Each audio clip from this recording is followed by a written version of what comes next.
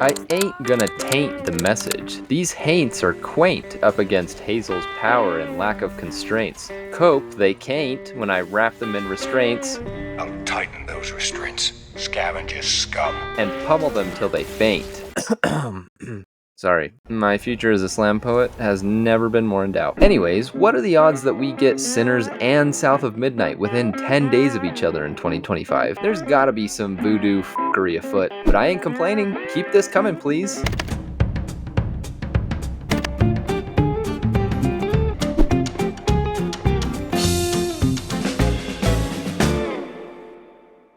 I was very, very pleasantly surprised by South of Midnight, because what I'd heard about it before playing made me a little leery, to be quite frank. What I'd heard was, it's a very visually impressive game, especially considering the resources of the studio that made it, but the gameplay is very average and not that fun. And after having had a very similar recent experience with the Plucky Squire, after starting South of Midnight, I thought to myself, dear God, what have I gotten myself into? I love pretty games, and that's a big win when they pull it off, but the game has to be fun, right? We can all agree, the game that is not fun is the game that is buns, as the old proverb goes. Plucky Squire had ideas and aspects that were really fun, but the Zelda combat was so aggressively mediocre and easy that it really made the experience drag for me. I honestly kind of regret scoring it as high as I did. I really was frustrated during a lot of that playthrough. And knowing that, the thought of getting into another similar situation with South of Midnight kept me awake in the dead of night, teeth chattering and pants shitting, but South of Midnight wasn't at all like that for me. Yes, combat really is nothing special. It gets kind of repetitive by the end, to be honest, but I actually had fun with it. I think the difference had a lot to do with the upgraded challenge compared to the Plucky Squire, which is a total personal preference, but there it is. I found myself struggling at times to clear rooms, and because the combat was responsive enough, well animated enough, and again, challenging enough, I liked it enough. Had fun enough. It's very Jedi Fallen Order-y because your abilities include Force Push, Force Pull,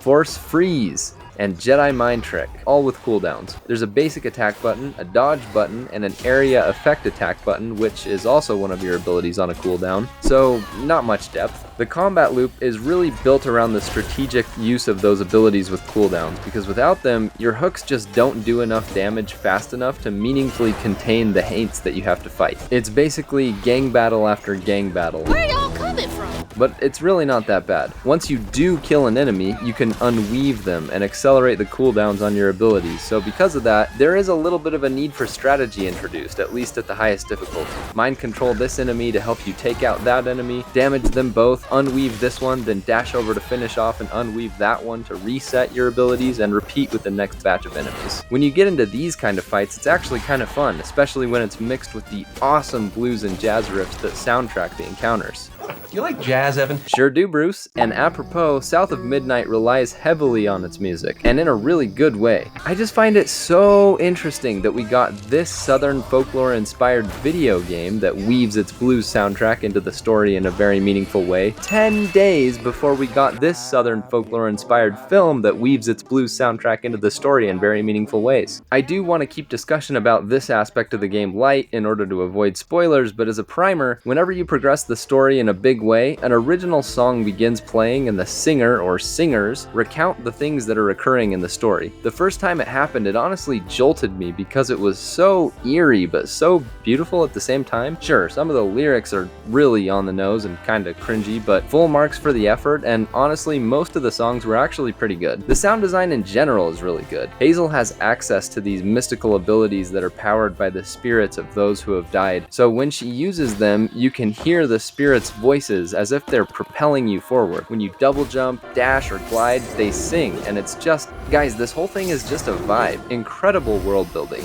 The story itself, if I can speak in generalities, was great as well. Hazel is what's called a weaver. She has the power to heal unresolved pain. I loved the idea that the trauma and suffering of these spirits fester and become knots that Hazel has to untangle. That's what pain often feels like, a knot deep inside us that feels impossible to unravel. And the fact that there's this idea of a spiritual healer who specializes in untangling these knots is just awesome. Think she could help me organize my chords better? Hazel is also incredibly likable as a protagonist. She's good-hearted, she's funny, charming, just a great playable character that I really liked. The Southern folklore in this game is a slam dunk, and unlike Sinners, South of Midnight actually had the good manners to explain to me what the f*** a haint actually is. So now I know what it means now. By the way, I did like Sinners a lot, and I know it's impractical for a film to exposit literally everything to the viewers. I'm just saying I appreciate that South of Midnight explained it to me. I became better acquainted with other stories from the deep dark South too. Brer Rabbit, Bottle Trees, Rigaroos, Huggin' Molly, and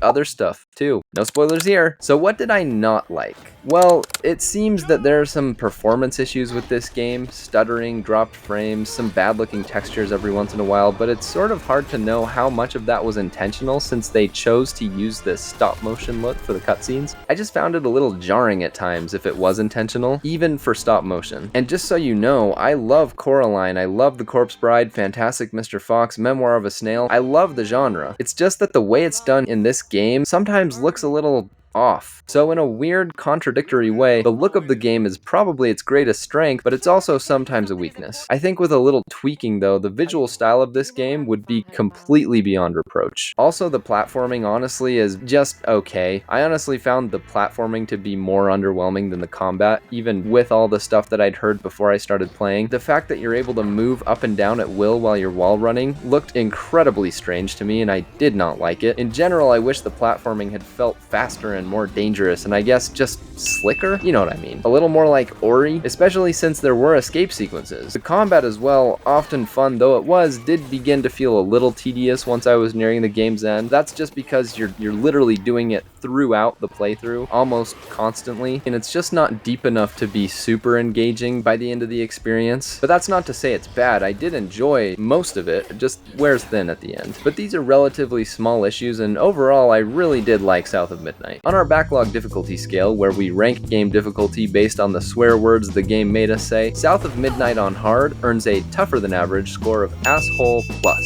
And on the Backlog recommendation scale, I think this game earns a solid get in the left lane. There are a couple of things holding it back from being truly great, but it is still very good, and the story, the folklore, the music, the art kept me super along for the ride until the credits. One caveat that I think I need to mention, this game is $40 on Steam right now, and I would say wait for a sale. It's probably not worth that. On the hardest difficulty, this only took me 12 hours to beat, so paying $40 feels pretty steep. If Compulsion Games ever wanted to return to Hazel's world, I can't tell you emphatically enough how down I would be for that. With just a few enhancements to the combat, maybe a little more complexity, a little more enemy variety, perhaps some more variance in the nature of the encounters, some improvements to the speed and challenge of the platforming, and then just a spritz of polishing on some of the more suspect looking cutscenes, a sequel to South of Midnight could easily find itself in the fast track zone. And I know that sounded like a ton of notes, but really it's just incremental improvements to those aspects of the game, because what they have here is an extremely solid foundation. I'm just saying I would like all of those things slightly improved, and then it would be like a 10 out of 10. Here's a working title for a sequel, South